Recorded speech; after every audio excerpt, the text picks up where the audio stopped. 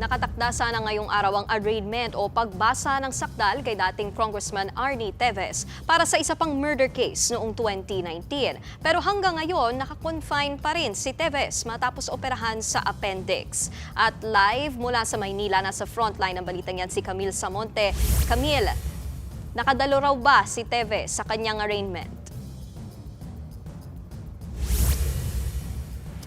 Vicky, hindi nga makakadalo si dating Negros Oriental Arnie Teves para nga sa arraignment sana para sa kasong kinahaharap niya. Yan ay dahil nasa Philippine General Hospital pa rin si Teves matapos nga sumailalim sa operasyon sa appendix.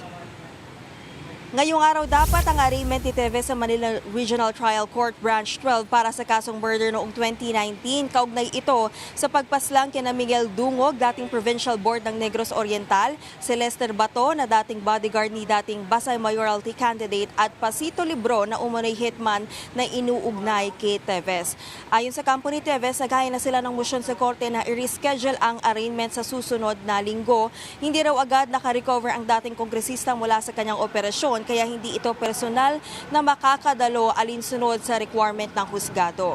Nikki, ayon kay Attorney Ferdinand Tupacio, posibleng mailabas na ngayong araw si Teves mula sa PGH or bukas ng umaga. Inoperahan si Teves sa appendix matapos makaranas sa matinding pananakit ng tiyan kamakailan.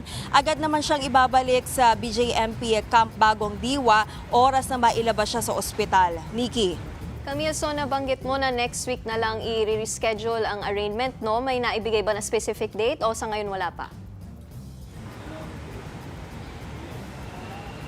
Nikki, nagdesisyon ang korte na sa July 14 i-reschedule nga itong arraignment at pumayag din ang korte na through video conferencing dadalo si Teves. Nikki. Maraming salamat, Camille Samonte. Mga kapatid, Nikki de Guzman po. Para sa pasada ng mga rumaratsyadang balita, mag-follow at mag-subscribe na sa social media pages ng News 5.